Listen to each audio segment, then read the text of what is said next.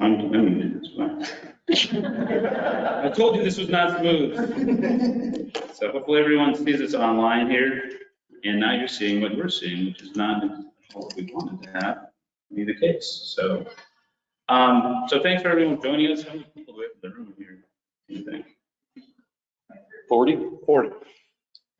Yes. All right.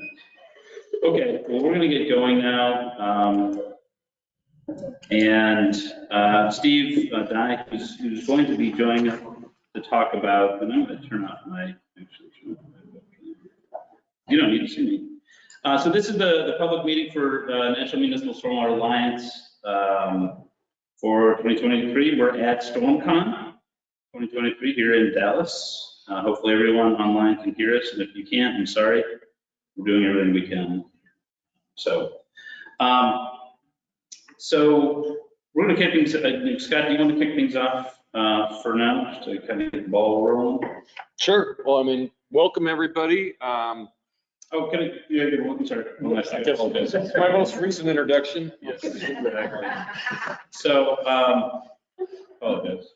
So we have, just so everyone knows, this is being recorded. If you want, we'll post this to our YouTube channel, and there's a link there. We can send these slides out to you guys. There's no PDHs though. We're just so folks know. Let's just want to make sure everyone's aware of that. So, I'm sorry, I didn't mean to. So there's everything. So go ahead. Are you sure? Yes. Positive. You know, fool me once. I know. Okay. Well, welcome everybody. My name is Scott Taylor. I'm the chair of NMSA, the National Municipal Stormwater Alliance. Seth didn't introduce himself, I don't think. Oh, I did. He's our Seth Brown. He's our executive director, and then we have Randy Meadprash, who is our vice chair. And we've just had, preceding this, we just had a board meeting and talked about a lot of good stuff. But we wanted to bring you up to date today on several things that NMSA has been doing. And we're going to have about 15 minutes probably with the EPA and a chance for you to do some Q&A. And we have Lisa Deason here with WEF, who's going to give us a little bit of info on the MS4 survey, which WEF has recently completed. So anyway, it's going to be a good meeting. How do you advance this slide? Or Should just go click that. really? Really? Try it. It's not working. See, this is the problem. Yeah. See, like we said, we're not very smooth at this point with this organization as of yet, but this is a big, there we go. Yeah. So where are we? Just down. Okay. So just a quick overview. I don't know that everybody's familiar with who NMSA is. We're a 501c3. We were formed in 2017, and really the mission is to help MS4s implement their MS4 program. And it's done at a national level. And I'm just going to skip that because I think that's oh, okay, thanks. Sorry. You're very worst. I know.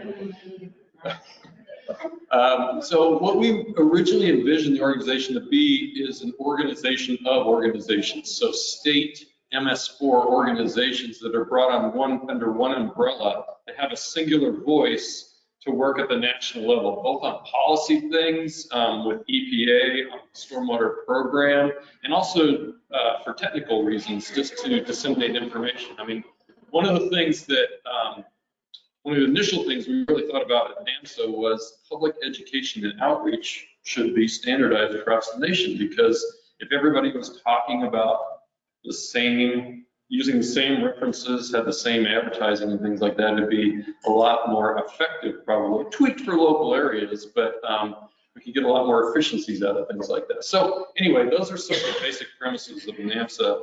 And since 2017, we've grown to represent really about, over half of the U.S. You can see it on a little map there. We recently, again, we didn't initially envision having individual MS4 members, but there's some states that don't have an MS4 organization or don't have a strong one. So they've asked if they could join individually, and we have those represented by the 3 stars that are there now.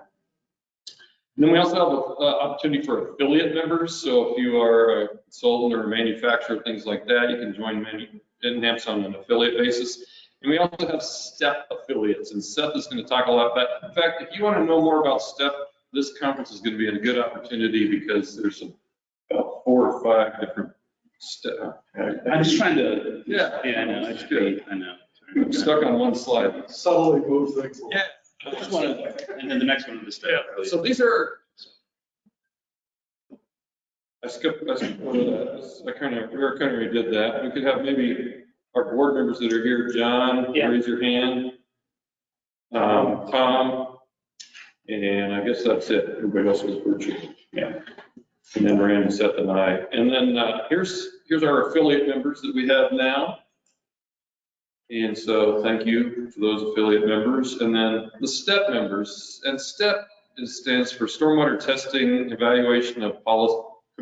Products and practices. I always get the P's messed up. Products and practices.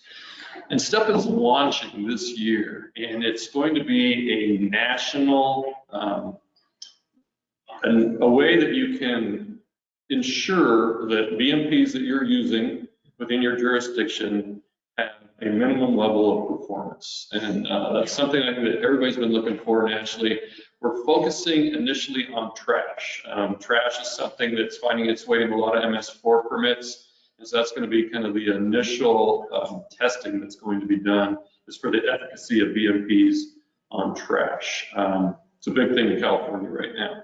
But eventually, all BMPs are going to be under this protocol within the next several years, and it'll bring some uniformity, whatever, to what now is kind of a chaotic type deal. But anyway, there's a lot of information on STEP at this conference. There's going to be tomorrow, you have a panel. Yep, at 2:30 I think is when it is, and then a session here in this room at 10:15. Right, tomorrow as well. Yep. So you can get fully up to date on STEP. I'll step in. Yeah, I see what you did there. Yep. We also have emeritus members. Some of these names you may recognize. That's supposed to be Dave Smith, not Davis Smith. He was an ex-EPA Region 9 person. Paul Davis is Tennessee. He was with the DEQ in Tennessee, I believe, right? Yeah, TDEC. And Tom Spray was In the Maryland area. yeah. ACI. Okay. So anyway, and we just added a new emeritus member, Travis. Mike Trojan, Close. formerly the Minnesota Pollution Control Agency. Yes. You were almost close. So our emeritus members are really technical experts in stormwater and helping NMSA in certain targeted areas. Then we have a couple centers of excellence that are operating right now. One of them is STEP, and then one of them is the community-based public-private partnerships. And Seth just wrapped up a report that's available on our website in Chester, Pennsylvania, looking at quick Environmental stressor impacts to a economically challenged community in Right. Pennsylvania. disadvantaged and community and stormwater. So anyway, This is Jay Holtz. Is Jay in the room? So I just want to recognize Jay is chair of the STEP Center of Excellence. So. oh, yes, yeah, that's great. Yeah, Dominique isn't here. Yes. And then some of the, and stop me whenever. No, please go ahead. I don't know, whatever. Great. We've got some business enterprise partnerships that we've entered into. And again, you know, NMSA is, we're lean and mean, and so we like to partner with people. One of our best and biggest partners today has been the Water Environment Federation. They helped us get going. We have meetings at their meetings, and we partner with them on several things which we'll talk about. Another partnership that we have is with Environmental Business Media, and that's why we're here at StormCon, and they've provided this room for us and graciously hosted us at this meeting. So working with enterprise partnerships, I think we have another slide on that coming up, so I won't go into that. Yeah, it's later. NMSA is also looking to put out webinars. We don't want to duplicate what other people are doing, but we want to put practical information that can help MS4s implement their program on the ground level. So these come out really on an ad hoc basis, and we don't have one programmed in the near term, but you can go to our website and find our past YouTube webinars that have been recorded on there. We've already kind of talked about memberships, and the big thing that's kind of the big news we've been really overhauling since we are a virtual organization.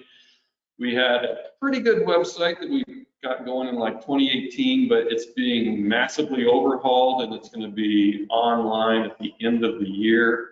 And one of the biggest things is it's going to change how the commerce works. So you're going to be able to sign up and work with your profile, whether you're an American or a affiliate member or an MS4 member, pay your dues, log into the portions of the website that only allow membership to download things like that. It's going to also host our learning management system, which we'll talk a little bit more about as well, for trainings that are coming online that are, I think, are going to be a big help to MS4s that don't have, particularly in the phase 2 area, that don't have established training programs. So these are the types of things we're working for, but keep it up. We'll send it out, do an email blast when the website comes online. Hopefully, though, by the end of 2020. Yeah, go ahead. And this is just some snapshots of what the framework's been set up. So the point is that for those who've been engaged with us as members, we're going to have a better way to manage that. For those who join, it'll be new and improved in ways that you don't even know. So we also picked up an additional URL, because ours is kind of long and funky. National Stormwater Alliance.org. It's kind of long. So I think at this point we want to transition over to our updates. A big service that we focus on is, and Lisa, if you want to come up here, then I'll advance the slides for you. It's a lot easier for folks to hear. Yeah, it's just, this is the speaker. Here, if that's okay. So it's also the hot thing that we focus on quite a bit is because state organizations inherently don't do a lot of this. At the national level, we are trying to cover what's going on with EPA at various levels in different offices, as well as at the legislative level. And we're lucky enough to have with us today Lisa Biddle with the Office of Wastewater Management of EPA, and she's going to talk about what's going on at EPA.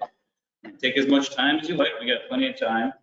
We also have Steve Dye on the line. Hopefully, Steve, can you hear us? And well, you can hear us. Can you try to unmute yourself and talk? If we can't hear you, then we may skip over you. Really good. This is part of the smoothness of our organization. You can tell we're really high tech here. We'll work on it between now and then, but can't hear him. So anyway, if we can hear from then Steve, we'll just move on over to Randy Neprash, who's going to talk about what's going on with our policies and priorities. So anyway, so with that in mind, Lisa, I'll work on the Steve Dye stuff in the background. But you should go on ahead I loaded in your slides, so if you want to talk to them, I'll advance them as you would like to. All right, great. Well, thanks for having me. My name is Lisa Biddle. I'm in EPA's Office of Water, and here's our tiered cake. In the Office of Water, I'm in the Office of Wastewater Management in the Water Permits Division. So our division oversees the National Pollutant Discharge Elimination System, the NPDES permitting program. And I'm the branch chief of our municipal branch, where we are focused on wet weather permitting, so including MS4 permitting. So really happy to join you today. I have several colleagues on the line listening who I'm guessing may not be able to speak, but that's okay. That means if I misstep, you'll never know.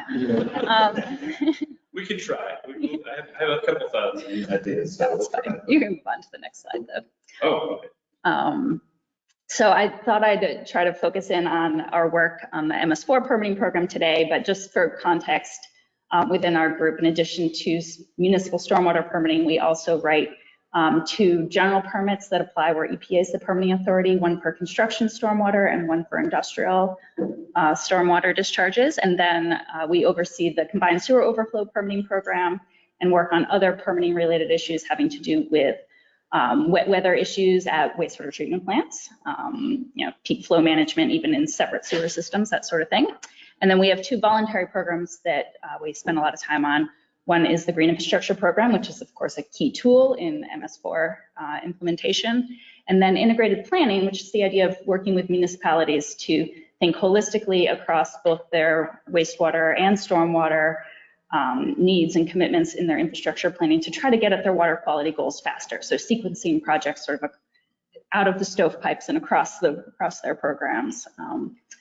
And so today I will focus in, on the MS4 permitting. So one thing that we've been working on, and we've spoken, I think, with NMSA about a few times in the last year, is we did update our small MS4 regulations, so phase 2 MS4 permit regs, because the census in 2020 put out their 2020 census.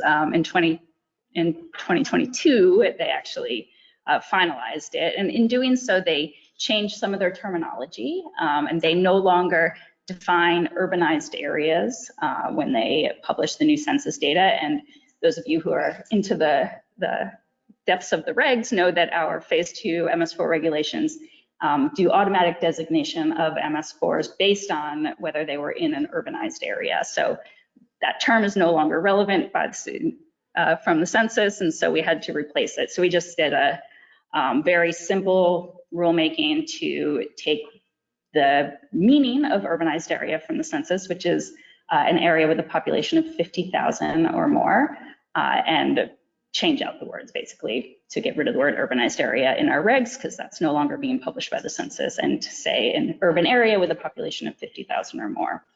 So simple process, but the regulatory process always takes a while. So we proposed a rule in December and finalized just this past June, so that now the regs are cleaned up to match the way the terminology used by the census.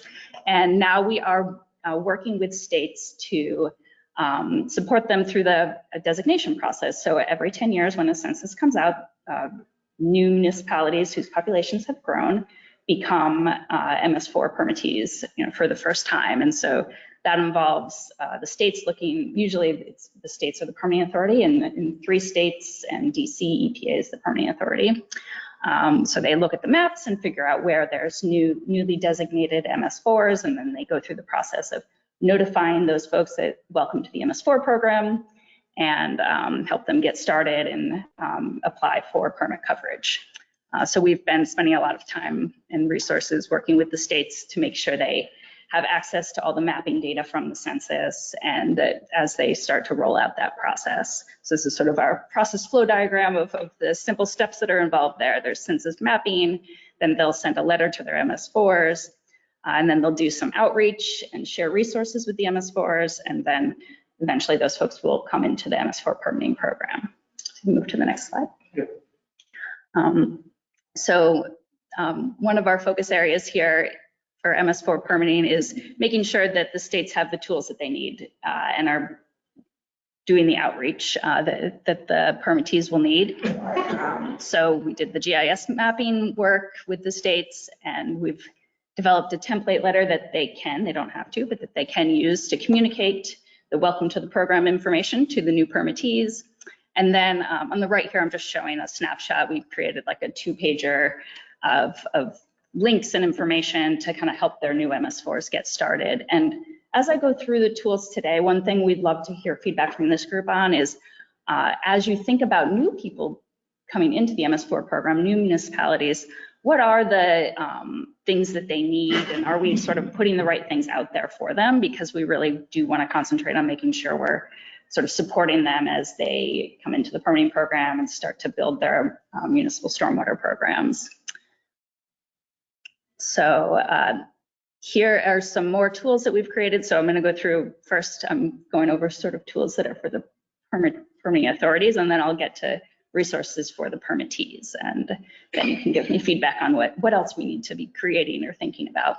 So on the left here, we've created a permitting compendium series where we basically pulled together permit provisions that are good. So here I'm highlighting 2, one for green infrastructure permitting provisions, and the most recent one is about offsite stormwater management. So that's the idea of allowing permittees to have a program within their municipality where their post-construction stormwater management, where like a new construction site can't maybe manage all their stormwater on site, so they set up a program to allow them to manage a portion of that or all of that stormwater offsite to try to get at the benefits that we need from the post-construction stormwater management. So we've pulled together examples of where states have done that in their permitting programs, just to highlight the fact that this is allowed under our current regs. And here's ways to kind of like lay that out for your permittees. And it's usually done as an optional program.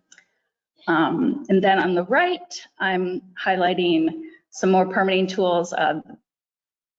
And all of these links will be in the slides that Seth is going to distribute.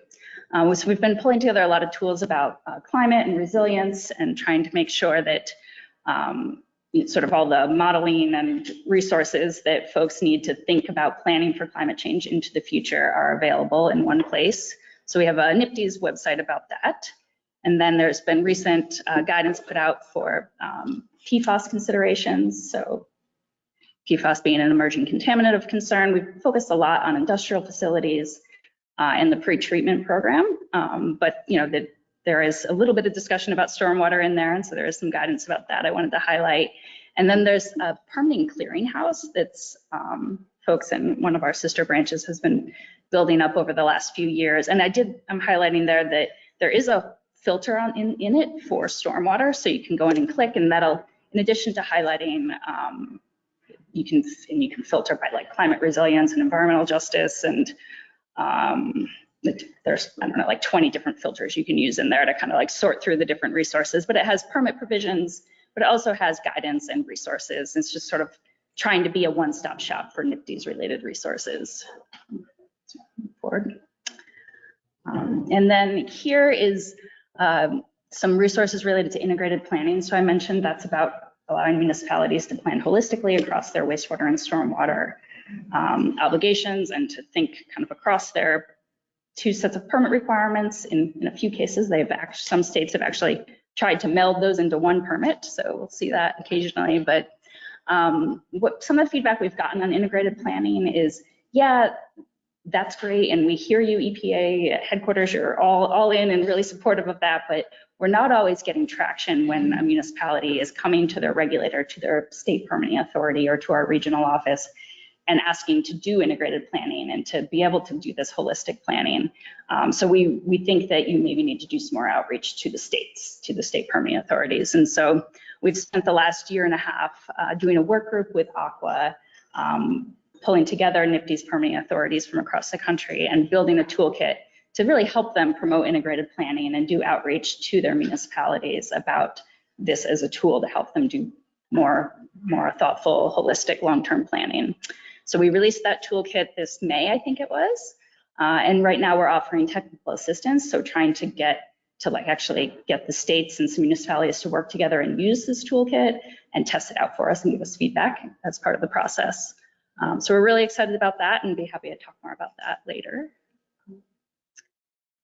And now I'm going to move into resources that are targeting to be tools for municipalities, for the MS4s.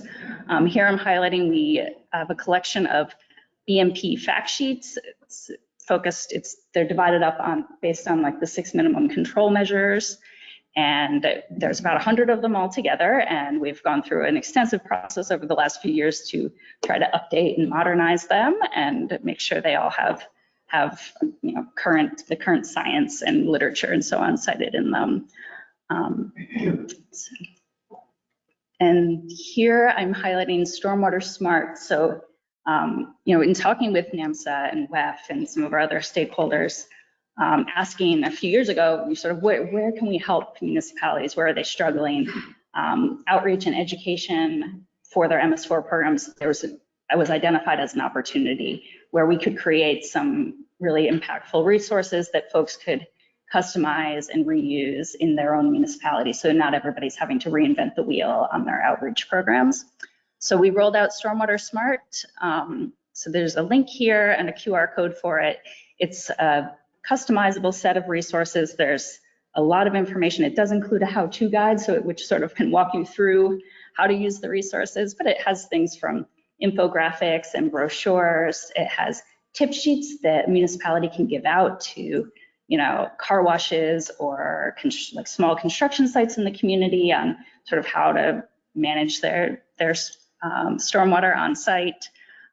There's a customizable PowerPoint for doing outreach to your if your city council and kind of getting their buy-in on doing more green infrastructure in your community, or the importance of and value of stormwater management in your community.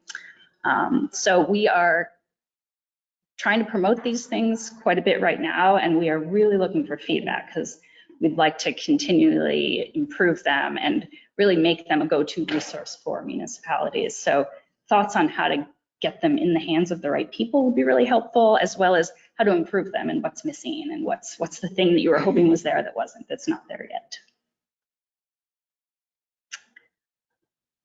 Okay, so here we have some additional training resources. So we put out a lot of information about green infrastructure in our program.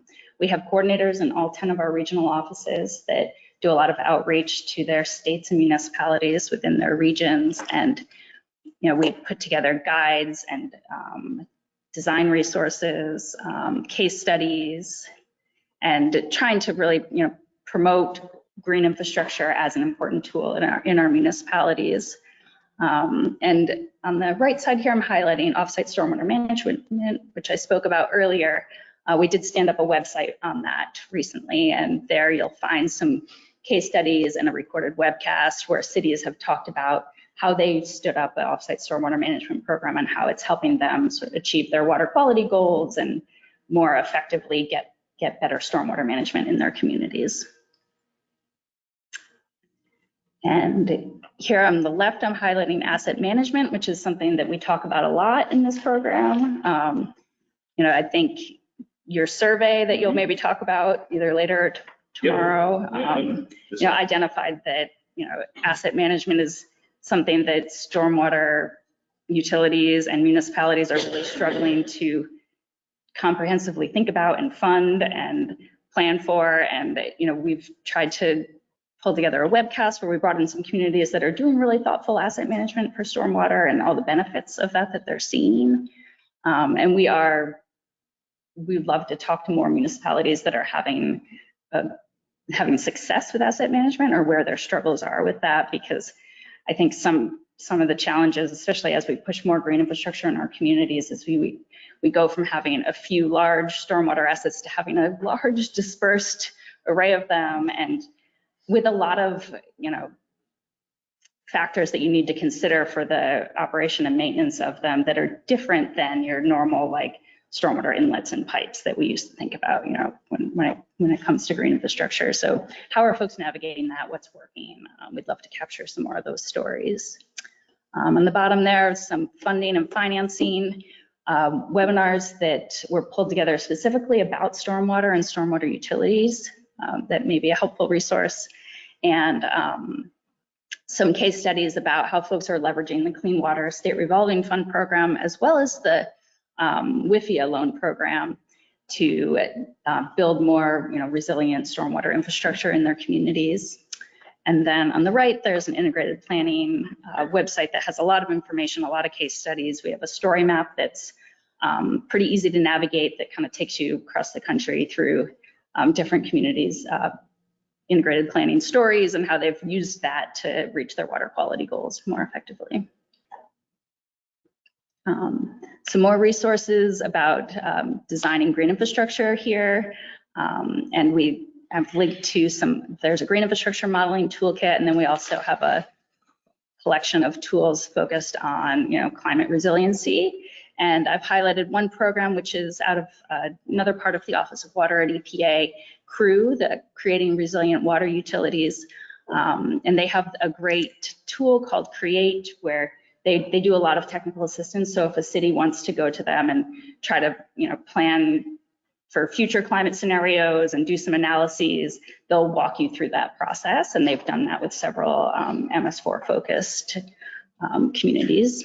And also there's a recently released disaster resilience design resource that's also sort of thinking about future climate scenarios. Funding and financing, which I know is always one of the top things that come up as a struggle for MS4s.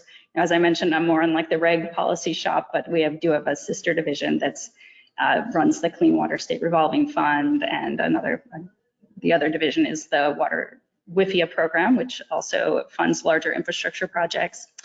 And so we do a lot of kind of talking with them and trying to make sure that they're highlighting opportunities for stormwater in addition to the wastewater and drinking water, which is often funded through those programs, because MS4s are eligible for all of these same funding streams. Our green infrastructure team has put together and recently updated a master summary of federal funding programs that can be used for green infrastructure that I've linked to. And I really like this summary because they've taken the 4 categories of like planning and design, construction, operation and maintenance, and monitoring, and checked off which funding stream can be used for each of those things, because I know that's one of the challenges, is sort of understanding what you can use the funding for. And they've worked across the federal family to pull in other agencies' resources as well on that. And then EPA has a good landing page right now that has an overview of all the upcoming funding opportunities funded both through the Bipartisan Infrastructure Law and the Inflation Reduction Act. There's a lot of money being pushed out for water infrastructure right now. And so it's a great sort of one-stop shop to look through the menu of things that are happening and what's coming up next. And then the Water Financing Clearinghouse is sort of a longer standing resource that's also you can filter and sort through for all the funding and financing for water infrastructure. And a plug there at the bottom, we've talked to NMSA a lot about the Centers of Excellence for Stormwater Infrastructure Technology. We are actively working on standing up that grant program, and that will get announced as soon as it's ready to roll out. The federal process is not fast for a new grant program, but we are working hard on it. And here I wanted to highlight, I mentioned our sister division that is helping push out a lot of the bipartisan infrastructure law funding. They have a great technical assistance program right now where an MS4 could go to them and seek assistance applying for federal funding, but also doing some of the like early design or implementation planning to build up a project that would be eligible for SRF funding or some of this unique bipartisan infrastructure law or Inflation Reduction Act funding. Even though you can't fund operation and maintenance, you can fund building an asset management program through those things, and they can help you sort of do the groundwork for developing your asset management program. And so we like to highlight that for MS4s, where I know that's sort of a gap in a lot of programs. So it's pretty easy to pursue this funding. There's a form you can fill out online. And you can also email them. They have an email address, waterta@EPA. And you can, we strongly encourage folks, especially those who have never pursued clean water SRF funding before. They're really looking to bring more people into the program and help plan for resilience, help people think about environmental justice considerations in their community. So it's a good program. All right, and that was my rambling, and now I'd love to hear some feedback on what we're missing, what do the new MS4s need? Think back if some of you have been working with MS4s for a long time, as you've seen people come into the program or as you've come into the program, what's the hardest thing? Where should EPA be kind of trying to provide support right now? Thank you. Inez, thank you, Lisa.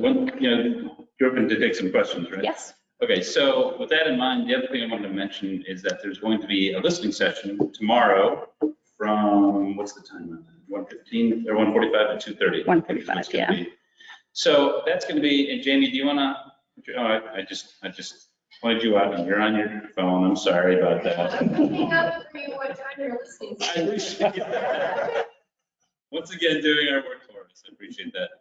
So Jamie Pizziali with EPA is the EPA ombudsman, municipal ombudsman. I think that's the ombudsperson. I don't know what the right term is, but anyway. And Lisa, and then Greg Shaner from EPA is going to be here tomorrow. So if there's any, that's going to be your opportunity to ask any question, make any comment within reason, of course.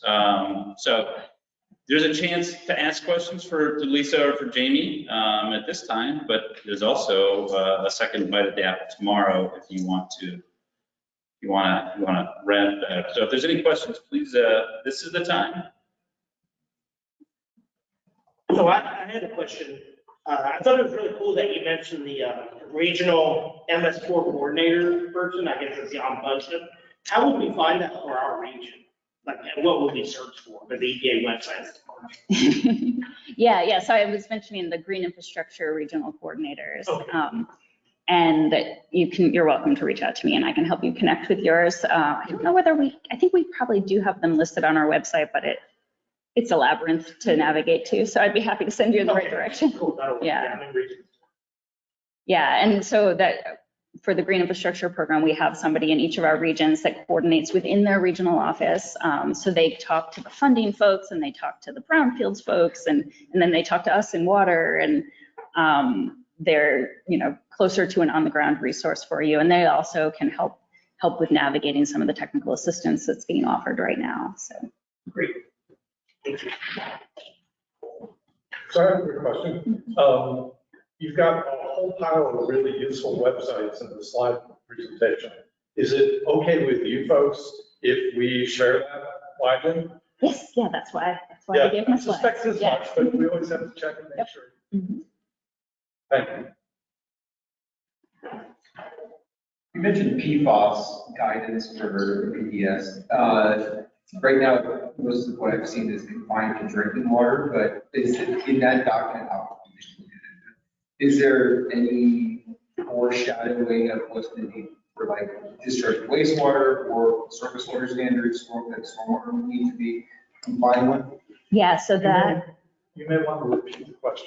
okay. Oh, yeah. It's just, Lisa had a reference to PFAS permitting resources and yeah, so that's on the web. Now she's Yeah. going to answer. Yeah, so My understanding it was mostly industrial permits, right? So the link that I gave was an NPDES, so discharge permitting guidance. So it's not mandatory, but it's a reference for state permitting authorities as they consider how to incorporate PFAS related requirements into their permits.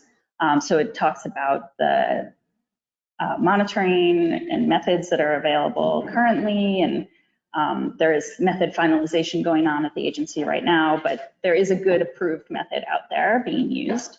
And it does mention stormwater mostly in the context of AFFF firefighting foam as a source and to basically protect your MS4 when that foam gets used in your community to try to divert it and not let it go into the drainage system.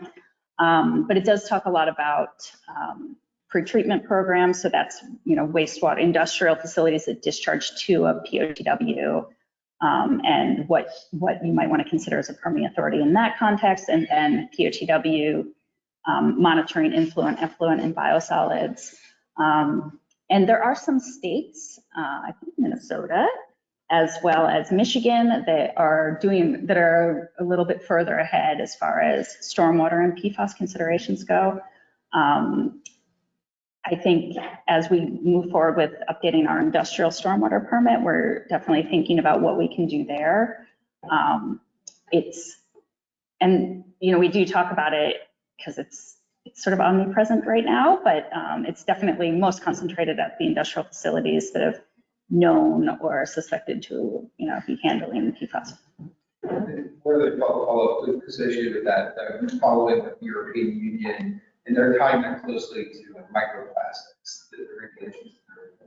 And mentioned biosolids, like associated with that, which sometimes wind up in our MS4s and surface waters. Any updates on that side of the policy? Are you talking about for biosolids specifically? Well, just or in general, is it or- a general thing? Yes, but like, because that often goes, and they start in the POTW, but then they wind up going down into the stormwater side of things. So we might have a swivel for what's happening in that part of the world.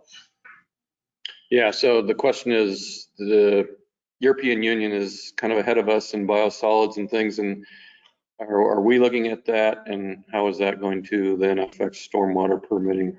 And they're tying some of the microplastics with the PFAS together. So they're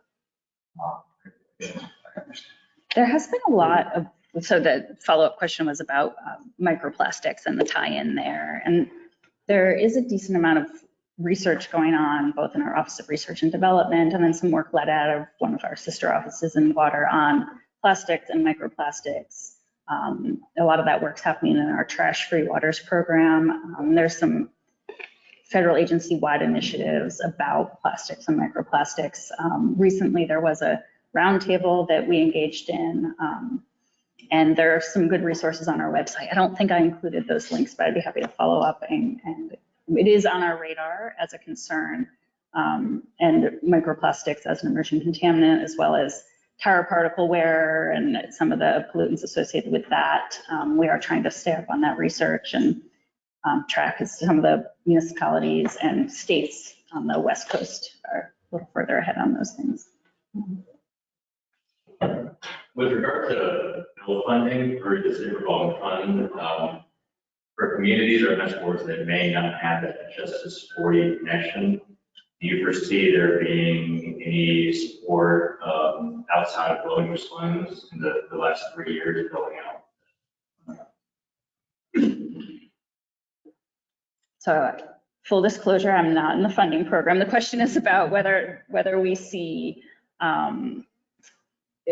for communities that don't have a Justice 40 tie-in, whether there's going to be bill funding that makes its way to those communities as well. And I think, yes, I don't think that all of the bill funding is only going to folks that are falling under the Justice 40 initiative.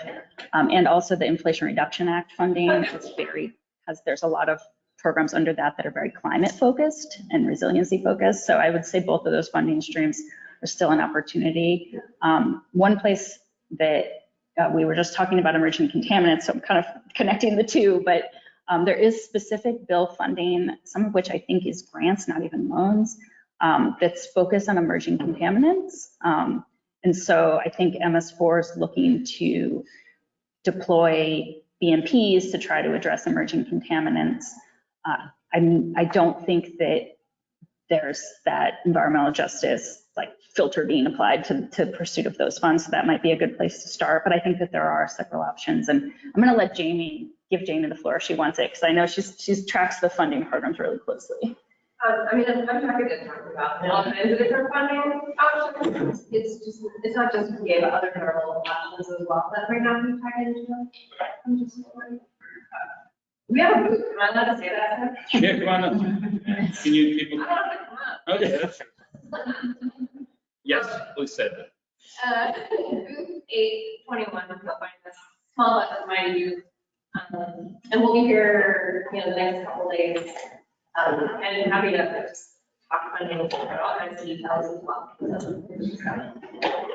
It's worth noting too, in your program on page 10, there's a wonderfully entertaining presentation about Jamie and her role, where among other things, it's titled Need a Clean Water Coach? So we're now, from this point forward, referring to Jamie as coach. You're just gonna do it.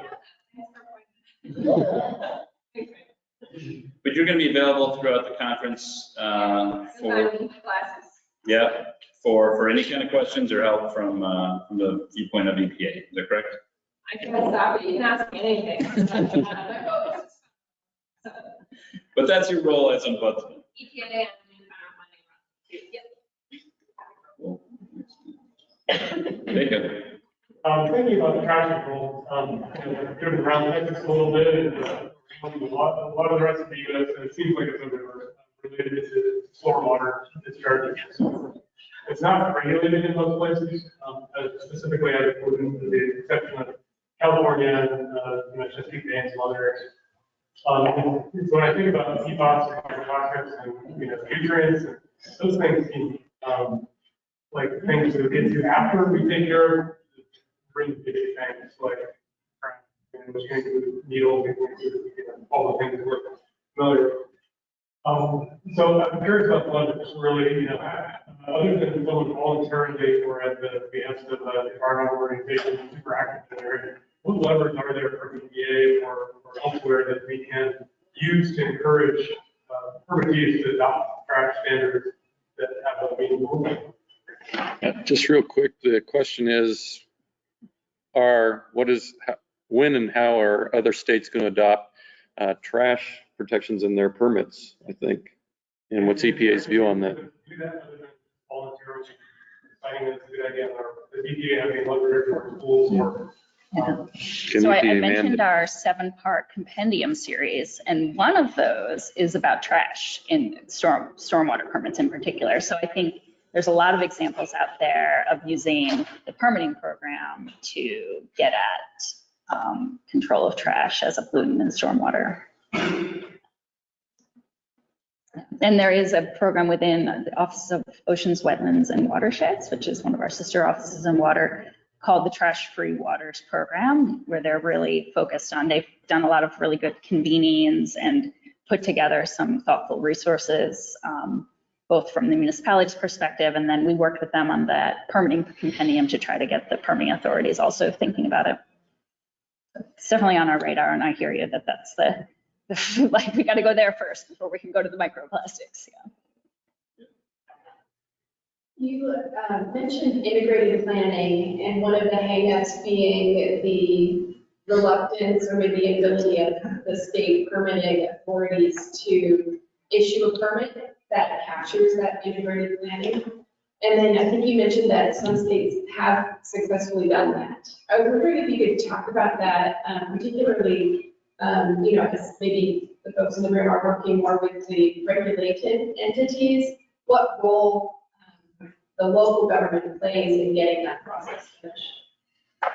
Yeah, the question's on integrated planning and where has it worked and how can the local government help?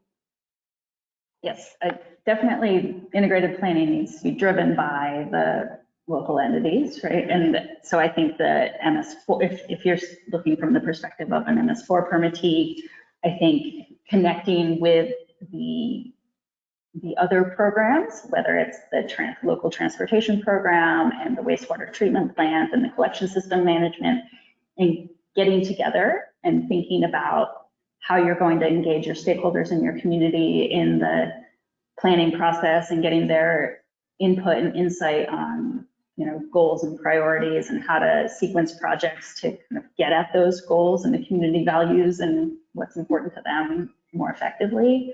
And then one of the most important things where we've seen success is bringing in your regulator early and often.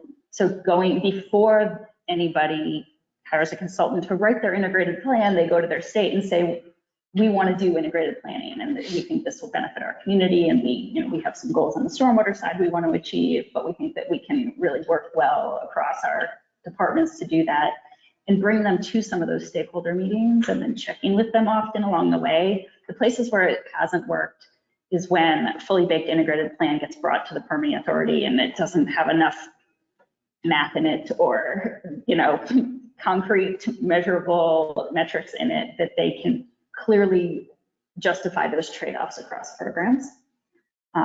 So I think it's, doing the early planning and the coordination and then follow up. And it is important to quantify things that the regulator is not going to be able to trade out one project for another without seeing where the environmental benefit is, right? So like running the numbers, doing some of the modeling, that sort of thing works. We've seen a lot of permits where there's a stormwater and wastewater permit that stay separate, but they both acknowledge an integrated plan. That happens. Richmond, Virginia is the one example that comes to mind where they actually have a permit that they pulled in the wastewater and stormwater stuff into one permit. I don't think that that's critical if people are really comfortable in their like separate permit lanes, but if they're willing to acknowledge the plan collectively, that's sort of where I think the juice is.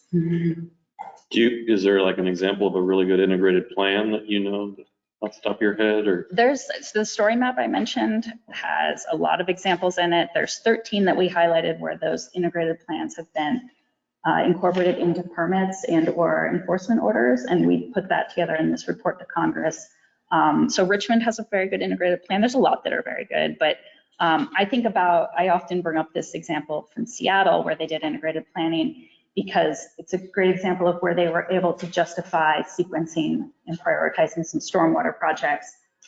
They have a major combined sewer system, and they were able to show that if they did a really robust street sweeping program, Randy loves the street sweeping stories, that they could achieve some of the pollutants that were a big priority in their receiving water. They could meet those goals faster by rolling out this really robust street sweeping program ahead of closing one further CSO overflow point, right? And so that's a huge investment to because they were already down to a great deal of CSO control. So it was going to be a major expense to do that. And they were able to delay that 5 or 10 years, I think, and roll out this really robust, stormwater pollutant control effort, largely through street sweeping. And they did a lot of really good calculations to justify that, and the permitting authority bought in. Follow-up question. Of the 13 that have been incorporated in some way, are you aware of how many were maybe the result of an enforcement action that already had the regulated entity's attention? Because in my experience, permitting authorities are tending more and more towards regional management, issuing a single permit for a bunch of related MS4s, rather than individual permits, which is what it sounds like would need to happen for one integratedly planned community. So I'm wondering, how has it worked that the regulators have been willing to essentially take on potentially more work themselves? Yeah, I don't know the split of the 13 in the report to Congress. I don't know if you remember, Jamie. I know that at least probably half of them were enforcement cases. Oh, yeah, I would guess. Yeah, a lot of them were driven because folks are looking to, because they were committed to spending so much money under enforcement that they sort of came back to the table with this robust integrated plan to justify sequencing in some stormwater projects. Yeah, you'll definitely see that, but I think there is opportunity even where there is an MS4 general permit to write an integrated plan. I think it's just a matter of making sure that in the plan development process, permitting authority knows you're doing it and you're sort of speaking clearly to the stormwater management program that's what is required to meet those permit requirements. And I think connecting the dots for them, because the reason that that permittees were complaining that the states were struggling to buy in and that we wanted to build this toolkit was not because they don't think it's a good idea, but that they're strapped and they're spread really thin and they're under-resourced. And so connecting the dots for them and making it straightforward and not creating a whole lot of extra work for them is sort of where I think we'll have success. Lisa, I've got a text. It's the only way I can get questions. Because we're really smooth here. From Steve himself, he said that the new WOTUS was released today, and he's asking if there's any, or maybe Jamie, WOTUS.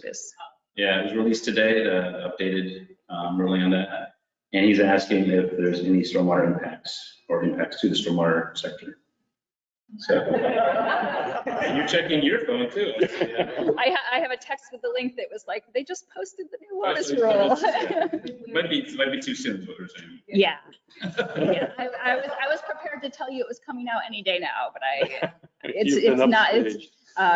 The sister office, Oh Wow, that I mentioned earlier, the Wetlands, Oceans and Watersheds group has been leading that effort, and so I'm not geared up to speak to it. I think that I believe it's a pretty narrow effort. Yeah. Okay. Hey, we're trying to stay on top of things real time here. Yeah, that's great. And if anybody is able to unmute themselves from EPA that wants to give any more detail, they certainly could. I'm going to try to with Steve. I wish I could. I'm sorry about that. I wanted to, is there any other questions, Lisa? And then again, tomorrow, Lisa's going to be available, James is going to be available all the time, it sounds like, right? Well, not all the time, but during reasonable hours to answer questions. Kind of like a confessional. I'm Catholic, so think of is this like a confessional? If you it's a safe place to go talk about stormwater issues at some point, right? I'm gonna stop talking about that now. Yeah. But no, our relationship with EPA is very important to us, and we really appreciate all that you guys do to come here and be part of this and the session tomorrow and everything else. So it's very, very much appreciated. So with that in mind, I'm going to see if Steve can unmute himself, and if he can't, then I might give up on it. but we got it. I can't let it go. So if you can unmute yourself, Steve, then, I mean, it says you're self-muted. I'm just saying, you know, that everyone here is seeing what goes on behind the curtain a little bit, which isn't fun. But he says it's not working, so I'm gonna try to make you a presenter. This is so smooth. And I will try to do that now. And if that works, then great. Okay. Can you try to unmute yourself now, Steve?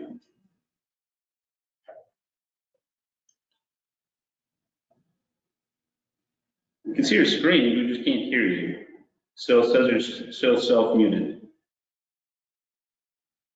And I can't control that. Wow, this is painful, isn't it? All right, Steve, maybe can you try to call in? And while you're doing that, maybe, Randy, do you want to talk about all our priorities and I can bring this up for you for a guy. So. Oh, okay. So I'm gonna start with the PFAS because that was an issue that came up already. Earlier this year, EPA did a set of listening sessions, 2 listening sessions on a new CERCLA enforcement discretion policy. So CERCLA is the Superfund law where you find a god-awful site, it gets designated as Superfund. EPA chases down the folks responsible and tries to get them to pay for the cleanup. It's an incredibly rough description of CERCLA. And the notion on PFAS is for the companies in particular that have manufactured it, that have sold it, have profited from it, EPA will pursue enforcement actions. But then there were a number of other types of entities that have discharged PFAS, but are characterized as passive receivers. So they didn't profit from it. They didn't manufacture it, but it's become inevitably part of their discharge. And I mean, a good example is you're a good-sized city. In the case of stormwater, you've got an industrial area. There's a discharge point that carried most of that drainage to a nearby river. It's been discharging for the last 35 years. And now it turns out that the sediment in that river is a potential Superfund site. What EPA did was to identify 5 types, actually it's 6, types of these entities for whom they would not pursue enforcement actions. And they are moving toward making this an explicit policy. And the list was municipal drinking water systems, municipal wastewater systems, landfills, airports, fire departments, and farms distributing biosolids. Y'all get only one guess as the type of publicly owned water system that was not included in that list. It starts with storm and it ends with water. And so what we proceeded to do was make the case to PCA or to EPA that they simply could not leave municipal stormwater systems off of that list. They were receptive at the time. They then held a small group meeting with national organizations that had commented during those listening sessions on this policy. NMSA was invited, Seth got to attend, and they went out of their way to say that permitted MS4s in particular were going to be included in the future. I don't know if you guys have any comment on that from the EPA side, but hopefully this is going to work out fine. But in my mind, this is a great example of a need where stormwater needed to be represented, that there really wasn't anybody but NMSA who was coming to the table and making this case, and it's work that we were able to do that'll make a difference. So really interesting policy issue. On the WOTUS side, so we're now in, I don't know what the hell happened today. Somebody's going to have to explain that to me. There have been 3 recent rulemakings on WOTUS. There's one in 2015. It's all, what is the definition? What's covered and what's not? There was one rulemaking in 2015. There was another in 2020. And then there was a new one that was just issued early this year from the Biden administration. In the 2015 rule and the 2020 rule, there was an explicit categorical exclusion saying that constructed stormwater features, is a little more elaborate, but not much more. Constructed stormwater features are not to be considered waters of the United States. So we're not going to apply water quality standards to constructed stormwater ponds. We're not going to do TMDLs for them, et cetera, et cetera. Relatively simple thing to do, a nice exclusion. We helped craft the language. We helped encourage EPA to include it in the rule. When the newest version of this definition rule came out, that exclusion was dropped. There's a rationale. At the time, this is my best understanding of the rationale. At the time, they were headed toward a 2-stage process. The first rulemaking was essentially to move the rule, the definition, back to the pre-2015 state of affairs. And that categorical exclusion wasn't in the language at the time, so it was appropriate to not include it. My desperate hope was that in the second stage, this exclusion language would show up again, because the intention was to put in additional revisions and such. Ah, okay. Okay, thanks. The latest thing that we have seen on an EPA website is that there are currently no plans to do a second stage rule. So I have an email into the coordinator at EPA and haven't gotten a response in the last 3 days or so. But that's what it says on the rule on the website.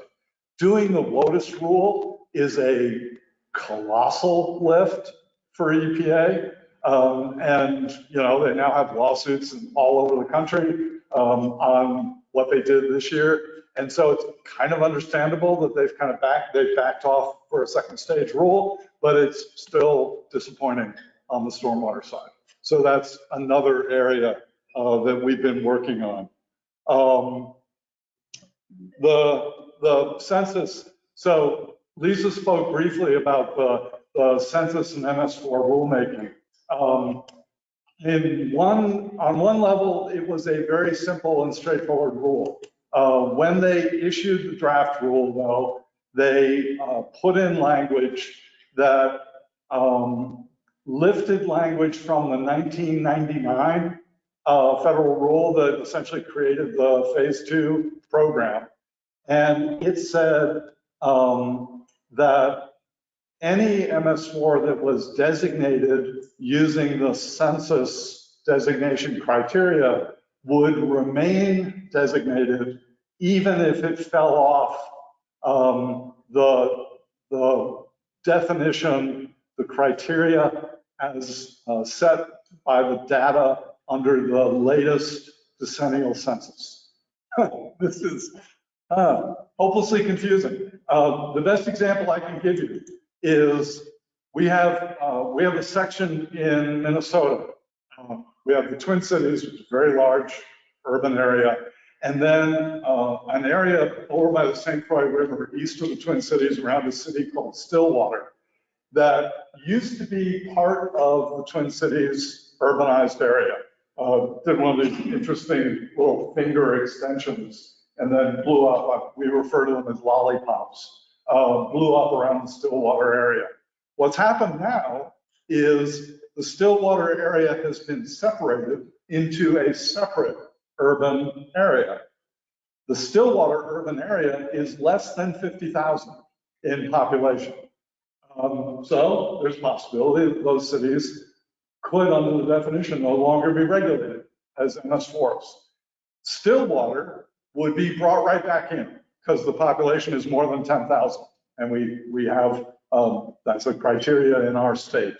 There are a couple of smaller communities though, adjacent but within the urban area that have populations of less than 5,000.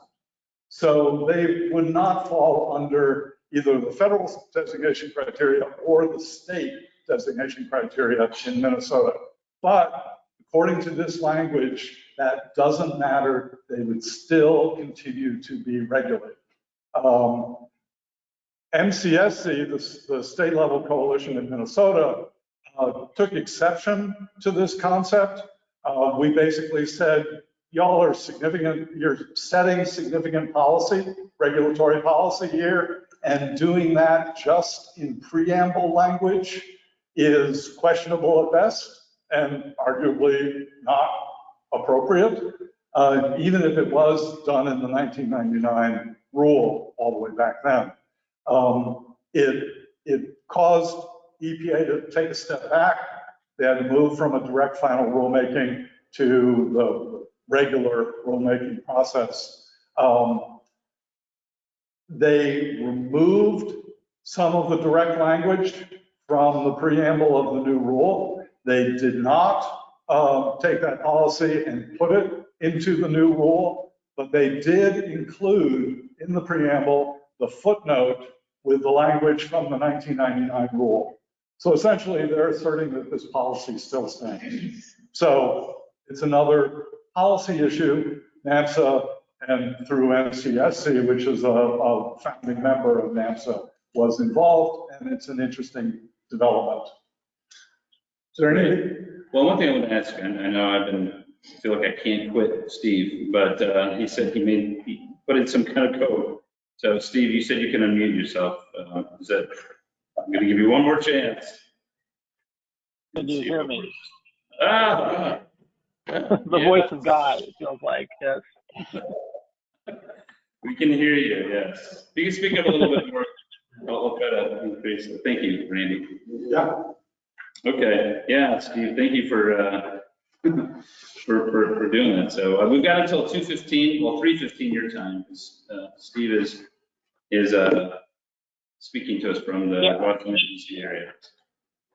Yep, I could go fast. And I can't hear questions from the audience that well, so if somebody could repeat them, if anybody has questions, that's fine. Will do. Yeah, sorry. Go ahead. Okay.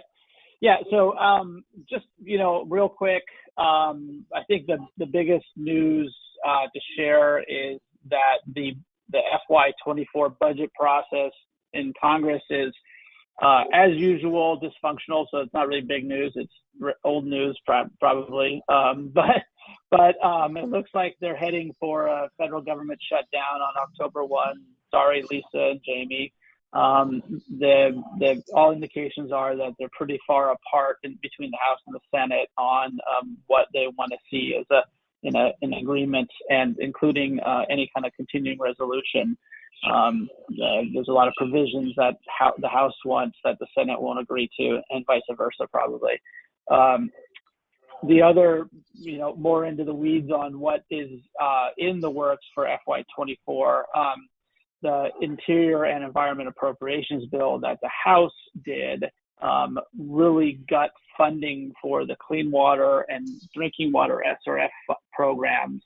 It provides the two programs combined less than $1 billion, of which almost $900 million of it is going to earmarks. So only about $115 million of it will go to the traditional SRF capitalization grants, split evenly between the drinking water and clean water SRFs. So they've used essentially the SRF program as the pot of money for funding earmarks. I did a quick analysis of what is in the roughly $500 million to the Clean Water SRF and earmarks, of which 105 million are for stormwater projects. So that's 38 earmarks that are going for stormwater projects. So I don't know what that necessarily says. When you're using, 20% essentially of the earmark money goes to stormwater, that's interesting.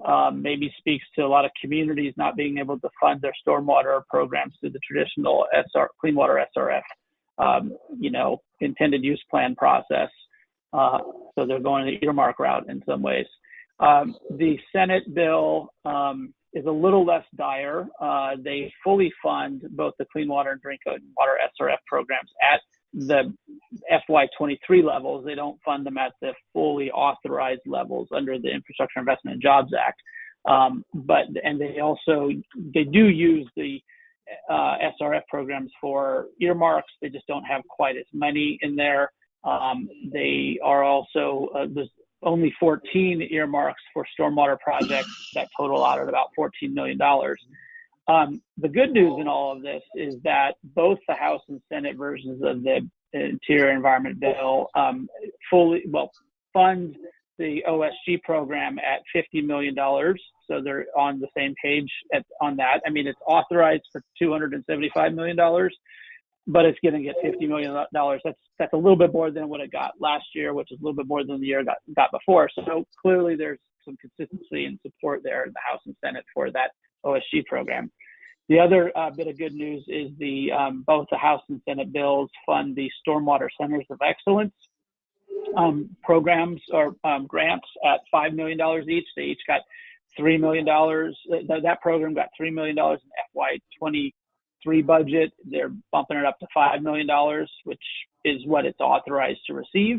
That's a good step forward.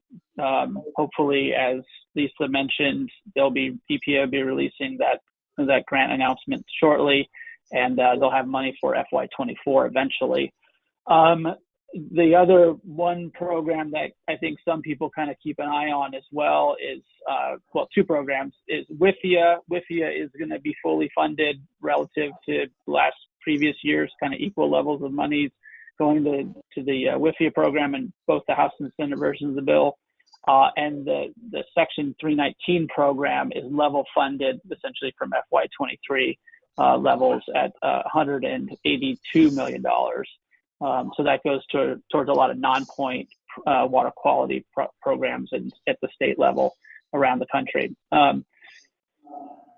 So that's kind of a quick and dirty on where things stand. I'm hesitant to say that they'll come to an agreement on these numbers and have a final package done before the end of calendar year 2023. I know they hope to, but it doesn't look very positive, at least to get something done before October 1st and any kind of even a CR. I'll pause there on all that stuff for any questions. So Steve, can you hear me? This is Scott. Yeah. Yep. So you're saying a shutdown, like everybody that's not essential goes home. It's not going to be a continuing resolution at 2022. It's going to be a shutdown. That's what you're prognosticating? Yeah. On October 1, when the federal fiscal year starts, they will probably shut down the federal government for all non-essential staff. Now, there's a slim chance that EPA headquarters will find some money under the cushion and be able to keep the EPA open for a couple additional days while they try to sort out some sort of continuing resolution. But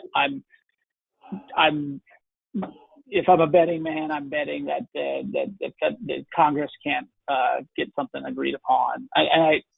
Due to time, I'm not going to go into all the political ramifications that are going on in the House that will prevent a CR from being done. Let's just say that Speaker McCarthy won't push a CR without his full caucus in support of him, and he doesn't have that. He's nowhere near that. Okay. Wow, that's dismal. CR is continuing resolution for folks who. Continuing resolution, yes. Yeah. Anybody have up there. But okay, thanks, Steve. And we worked with, folks who don't know Steve, he does an amazing amount of work for WEF, and we work together on Capitol Hill for our policy forum and just legislation in general. So it's greatly appreciated. Thanks for taking time. Sorry for all the technical glitches, Steve, but thanks for hanging with us. No problem. Sorry, I'm not there with you. And I look forward to seeing most of you hopefully at WEF Tech in Chicago in the beginning of October. If not, we'll catch up some other time in the near future. So happy to join you, and I can stick around for a little longer if you want me to, Seth. I have another call, but I could, either one. I'll text you. Okay. Thanks, Steve. Thanks all. Okay. So we got like 8 minutes left. So we got a lot of stuff that we would like to cover, but we don't have time for, and that's okay. We should probably cover Lisa. Yeah, exactly. So I wanted to mention a couple things and then maybe talk about, spend a little bit of time talking about the survey. Yeah. Okay, so I did want to mention, so just so folks know from, if you don't know what NMSA is, these are the sector areas that are the action areas that we focus on. Policy, education, communication, sector support. There's a lot of information. You go to our website, you can check out more of that. I wish we had more time to talk about it right now, but we don't, and that's okay. I do want to focus on STEP program for folks who haven't heard about this. You can think of this as the consumer reports for stormwater infrastructure. There's a ton of opportunities to learn more about STEP. Tomorrow morning, we've got a session here at 10:15. Then there's going to be a panel discussion later on from 2:30. We're going to talk about it, I think. I can't remember. I feel like I've said the same thing so many times. So, and here's some information about where we are today. Basically, we're going to focus on trash capture technologies as a launch. And I think that's already been mentioned. So anyway, here's a summary of what's going on in STEP. If you want to learn more, there's going to be plenty of opportunities. Grab me. Jay, do you want to at least, again, Rick, stand up or recognize? So Jay Holtz is the chair of the STEP Center of Excellence. So ask me, ask Jay. And one of us will have some answers for you on that. Do want to mention that we have a bunch of webinars that we have been doing. We have a YouTube site. A lot of those are with EPA, as we noticed, so thanks again, EPA, for working with us. We plan to do more of these in the future, and there's our sponsorship opportunities available for both members and non-members of NMSA. And we are looking to launch our LMS, or Learning Management System Training. And Ryan, I don't know if you want to take just 30 seconds to introduce yourself and what we're working on. Yeah, thank you. Just helping provide technology to MS4s through NMSA. I mean, you guys know they're underfunded, they need help. And right now there's people working at the municipal level that don't understand IDBE, they don't understand just basic housekeeping, some of those basic things. And so working with NMSA to help deliver the technology to do that. And yeah, Ryan's with Compliance Go. And this is an example of what we call business enterprise partnerships. And this is one of several that are going on, and this is something you're going to hear more about. And we've got a training webpage that's already set up, and we're going to be operationalizing that very soon. So thank you for being here, Ryan. Appreciate it. We already talked about a lot of policy initiatives, so I am going to move forward to talk about partnership initiatives. Again, WEF is a very strong partner of NMSA, and we appreciate Lisa Deason being here and being a manager in the stormwater program. I don't know what the official title is. But it doesn't matter. Yeah, and you've got some copies of the survey with you. Well, yeah. So good afternoon, everybody. Do I have to talk as fast as you though? Because well, just because we only have 5 minutes left. So. Okay. No pressure. Yeah. So I'm Lisa Deason, and happy to be here today. I actually have a MS4 program management background before I came to WEF, and so worked for our local municipality. In charge of stormwater program and 9,000 other things as that the trend seems to be, as well as the floodplain administrator. So I had the opportunity to work with EPA, FEMA, you name it, and I loved it for as long as I could stand it. And that has a lot to do with some of the challenges that Lisa made somewhat reference to, and it is that your elected officials, there is no plan, there's no succession planning. They walk out the door, they learn a little bit, somebody else gets elected, and the ball is dropped, and it's just a never-ending vicious cycle. And I see it before my eyes now that I work with WEF. So I'm 300 feet in the air, and I'm watching my municipality just, anyway, take a deep dive, I'll put it that way. Yeah.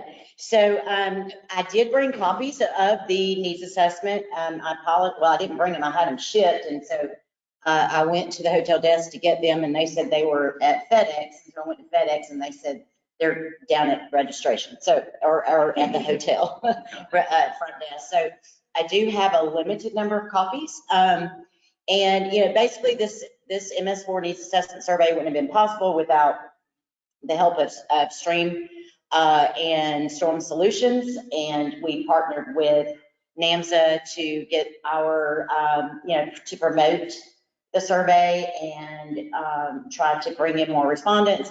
And I think we had 643. We started this in 2018. And this will be the third year that we've collected data. And in the report, it will show you all of the challenges and some of the trends and some of the needs. I know that, there's a huge funding gap. There are so many benchmarks that were tracked, and those will be on a dashboard that Second Nature is providing for WEF at no cost to ensure that this data is out there for those who are tracking the trends and who want to collect more information for their own purposes. And how quickly do you want to go to the next one? Some of the shocking, things were that over 90% of communities have not prepared for a resilience plan. I think a lot of them don't even actually know what that consists of. And so, lack of funding for resilience planning is one of the biggest future challenges that we see. Let's get on in. I would like for, Scott, if you don't mind, if you want to talk a little bit about the funding amount, the gap, and where we stand as far as, I guess, the perception of meeting the Clean Water Act in the future. Oh, sure, yeah. Well, actually, Seth is the expert on the funding gap. He ran all these numbers and put them all together. So, but basically, really short answer is that this is a normalized number for the US. So we took the funding gap from people that responded to 600 and essentially normalized that by their permit category and population and what we're simplifying. But we got to this national number then, and you can see over 2018, 2020, and 2022 what those numbers were, and we've settled on right now estimated 7.4 billion, which I personally feel is low. It's probably low by a factor between 5 and 10 because people just aren't reporting. It's a difficult question to ask. How much are you not spending for your program to be in compliance? People don't want to answer that question. Realistically, you can't answer that question in California without getting a notice of violation. So we're trying to figure out other ways to do it, but this is the best number we have. And basically the takeaway is there's not enough money out there for the programs to run. And then another interesting question that we've been trying to ask, finding different ways to ask is, are we on the right track? Is the program that we have in place now going to get us to the goal line of fishable, swimmable in all the receiving waters? And because NMSA, we suspect that, we need to update the program. The stormwater program has done really well over the past 30 years, but it's maybe kind of not returning the highest return on investment for a lot of the different portions of it. So we asked this question, and remember, the survey went to MS4 program managers. So these are the people running the stormwater program. So these are the people that should really know. And 30% of the people said, yes, the federal MS4 program will meet the goals of the Clean Water Act in the long term. But 41% said no, and 29% were unsure. So that's a pretty big sampling to say that we're not really sure anymore if doing this stuff is going to get us to fishable and swimmable in the Clean Water Act. So that's one of the things that we're exploring as NMSA. What do we need to do to improve the program, to enhance the program? And we're going to be talking to BPA about some of those ideas as we go forward. So yeah, really interesting finding. Thank you, Scott. Scott is the chairman of the Stormwater Institute for WEF, and so his role in this has been twofold. So thank you, Scott, for that information. And if I guess I can have, maybe if you just look for me at some point this afternoon or tomorrow, I will have some copies of the MS4 Needs Assessment Survey report if you would like to have one. You can also go to accesswater.org, just throw in your email address. I can't guarantee that you won't get a future solicitation of some kind, sorry. But we would, go ahead, it's free, so you can download the survey there. And then I would share the dashboard data link. It's ArcGIS something 10 times more. And so I will. I'm sure things will be going out to share this with the world, right? That's right, yes. And so the dashboard data is not finished yet, so the dashboard. And that's an interactive tool, so you can look at your region, so you can slice the data the way you want to. Yes, you can select, sort, and filter, and things like that. So if you find your reports wherever they are between here and the registration desk, can we bring them into this room tomorrow? Because this room will be the NMSA track room, so you'll be able to pick them up in here. Absolutely, yes. Okay. Also, we will have some copies of rainfall results in the ASK document. I know that was part of your spill on the agenda, but NMSA was a huge part of, played a part in the rainfall results report. And I did bring copies of that as first had those shipped. It's also available online. And it will be available on Access, or it's available on Access for free. But also, I have copies somewhere that will be in this room by tomorrow. And that provides a good pathway or a vision for the future. Absolutely, yes. And then the ASK document, if you I don't want to go over that, but NMSA was a huge part of that, and we appreciate their partnership. And that's what outlines what our asks are on capital. Yes, and it was presented at our 2023 Stormwater Policy Forum in Washington, D.C. During Water Week prior to the water policy plan. Excellent. Well, thank you. Yes, you're welcome. And we're going to wrap up. You want to wrap things up with our near-term goals, or just do a wrap-up? I think we should just wrap up. We're up time. So thank you, everybody, for coming. Thank you for sticking with us through all of our technical challenges. We appreciate your support, and we're going to be here all day tomorrow talking about this stuff through 4 sessions. 4 sessions tomorrow, yep, starting at 10:15. This room. Yep, and we're going to have handouts from Lisa and free water. So please join us. All right, thank you. Thanks, everybody.